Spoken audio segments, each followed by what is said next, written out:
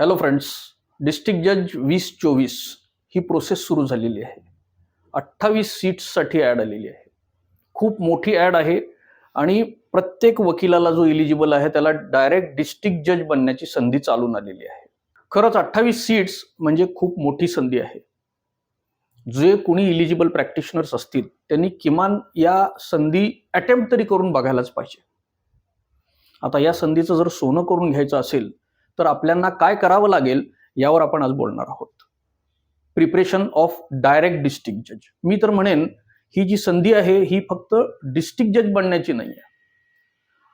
असं आहे की जे डायरेक्ट डिस्ट्रिक्ट जज वकिलांमधून जे सिलेक्ट होतात, 28च्या 28 पोस्ट वकिलांमधून सिलेक्ट होणार आहेत. वकिलांमधून जे सिलेक्ट होतात त्यांना डायरेक्ट डिस्ट्रिक्ट जज असं म्हटलं जातं. आणि अशा डायरेक्ट डिस्ट्रिक्ट जजेसना हायकोर्ट होण्याची पुढे फार मोठी संधी असते. त्यामुळे ही संधी जी आहे ही फक्त डिस्ट्रिक्ट जजची संधी असं याकडे न बघता एक हायकोर्ट बनण्याची संधी आहे असं याच्याकडे बघायला पाहिजे. तर ही संधी ग्रॅब करण्यासाठी आपल्याला काय करावं लागेल? माझ्याजवळ ज्या काही इन्क्वायरीज आता इन्क्वायरी कॉल्स येतात त्यामधून मला दोन गोष्टी महत्त्वाच्या यामध्ये जाणवतात की काय अडथळे आहेत यामध्ये. दोन अडथळे बाय अँड लार्ज प्रत्येक जण माझ्यासमोर मांडत असतो. ते म्हणजे डिस्ट्रिक्ट जजचा सिलेबस हा प्रिस्क्राईब नाही आहे आणि कायदा हे समुद्र आहे, काय करायचं काय नाही करायचं. दुसरं म्हणजे आपली प्रॅक्टिस.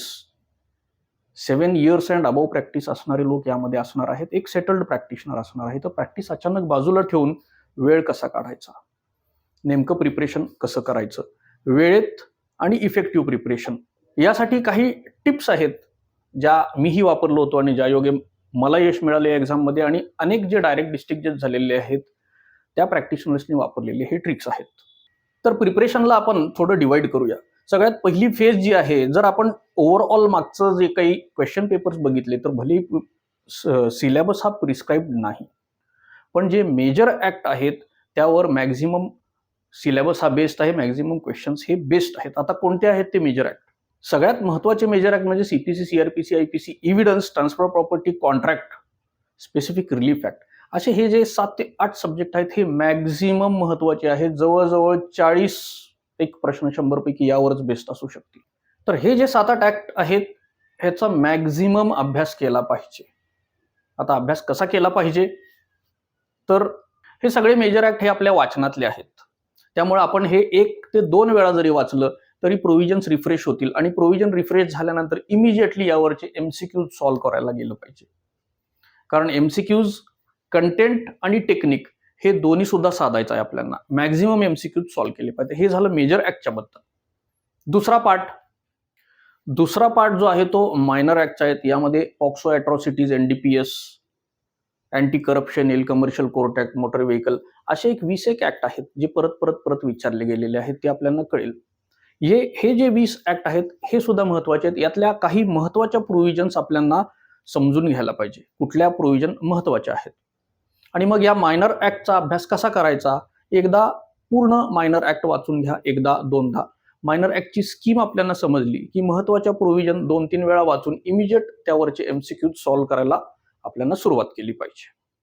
आता तिसऱ्या पार्टमध्ये काय करावं लागेल? जेएमएफसी सिनियर डिव्हिजन इंटरनल जे एक्झाम होतात सिनियर डिव्हिजनच्या, त्यानंतर फॅमिली जजच्या एक्झाम ज्या झाल्यात आणि डिस्ट्रिक्ट जजच्या, हे सगळे आधीचे क्वेश्चन पेपर्स कंपाईल करून ते क्वेश्चन पेपर आपल्याला सॉल्व्ह करायला पाहिजे.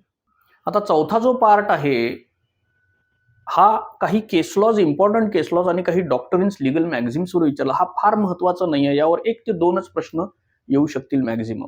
पण काही महत्वाचे डॉक्टरिन्स, एक 50 एक लिगल मॅगझिम्स आणि 50 एक केस लॉज आपण जर कंपाईल केले तर आपल्याला ते 2-3 प्रश्न सुद्धा त्यावर अटेम्प्ट करता येतील. हा चौथा आहे पण कमी महत्वाचा पार्ट आहे. तर बाय अँड लार्ज काय महत्वाची पॉलिसी आहे याच्यामध्ये? तर पटकन ऍक्ट वाचणे, समजून घेणे आणि एमसीक्यू सॉल्व्ह करायला जाणे. मेजरमध्ये सगळा ऍक्ट वाचणे, मायनरमध्ये ठराविक प्रोव्हिजन वाचणे आणि ऍक्ट पूर्ण 1-2दा समजून घेणे. या पद्धतीने जर अभ्यास केला तर 2 महिन्यामध्ये आपण पूर्ण तयार होऊ हे एक्झाम अटेम्प्ट करण्यासाठी. आणि प्रॅक्टिस सांभाळून पूर्ण तर हे करता येणार नाही. काही ना काही आपल्याला दिलंच पाहिजे. डायरेक्ट डिस्ट्रिक्ट जज ही एवढी सोपी गोष्ट नाही आहे. त्यासाठी त्याची किंमत काहीतरी दिली पाहिजे. जाता तर होणार नाही. त्यामुळे प्रॅक्टिस बाजूला ठेवता आली उत्तम, पण प्रॅक्टिस सांभाळून या पद्धतीनं जर प्रिपरेशन केलं तर कमी वेळेमध्ये आणि इफेक्टिव्ह प्रिपरेशन होईल. आणि हेच गरजेचं आहे फक्त प्रिलिम्ससाठी. खूप डीप जायची गरज नाहीये, खूप वास्ट जायची गरज नाहीये. याच धर्तीवर अकॅडमीने हा प्रिलिम्सचा कोर्स डिझाईन केलेला आहे डिस्ट्रिक्ट जजसाठी. त्यामध्ये असणार काय आहे, जे मेजर ऍक्ट आहेत ते फुल फ्लेज लेक्चर्स असणार आहेत त्याचे. ते पूर्ण लेक्चर्स बघायची गरज नाहीये. मेजर ऍक्ट वाचून एमसीक्यू सॉल्व्ह करताना काही अडथळे आले तर प्रोव्हिजन्स रेफर करण्यासाठी ते लेक्चर्स बघायचे आहेत. तर असे साधारणपणे 15 मेजर ऍक्टचे फुल फ्लेज लेक्चर्स दिलेले आहेत. अर्थात त्यामध्ये काही महत्त्वाचे मायनर ऍक्ट सुद्धा इन्क्लूड करून फुल फ्लेज लेक्चर्स अवेलेबल केलेले आहेत. त्यानंतर मायनर ऍक्टच्या बाबतीत होतं कसं की आता सिव्हिल प्रॅक्टिशनर असेल तर पॉक्सो अॅट्रॉसिटीज वगैरे हे त्यानं कधीच बघितलेलं नसते.